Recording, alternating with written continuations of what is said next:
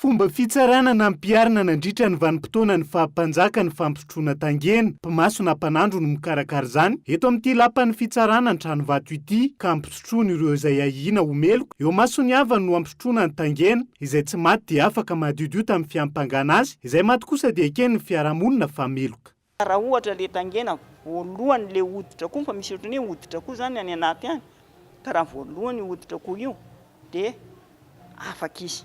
Tsy kapaina ny lohany, fa raha ohatra tsy voalohany io dia eo ihany ny mpanjaka sy ireo olona miaraka aminy, tonga dia miteny hoe kapaina ny lohany.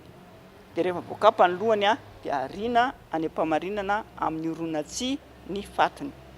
Dia rehefa any izy dia any ny avy vao mitomany maka ny razana. Misedra olana ny lapan'ny fitsarana eto an-Tranovato ankehitriny.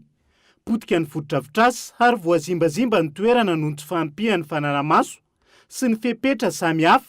Antsoavo arak'izany no ataon'ireo tompon'andraikitra ety an-toerana anarenan'izany. Izao fananantsika malagasy izy ity, raha ny tena izy tokony tena mba hatsaraina.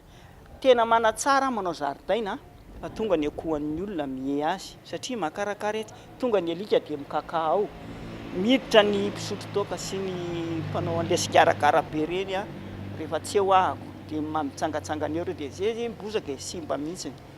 Ka io zany mba hoe angatahako raha mba azo atao ny hoe mba mboarina atao fefy tsara le fefy dia ity zany matahotra an'io vazaha io kosa aloha tena iraha malala io loza mitatao io.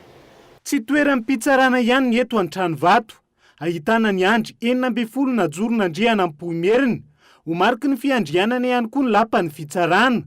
Tsy afa-misaraka amin'ny tantaran'ny pirenena arak'izany ny lapan'ny fitsarana ny Tranovato, ka tsy tokony ho adinoina amin'ny ezaka fanarenana sy fiarovana ny vakoka eto Madagasikara.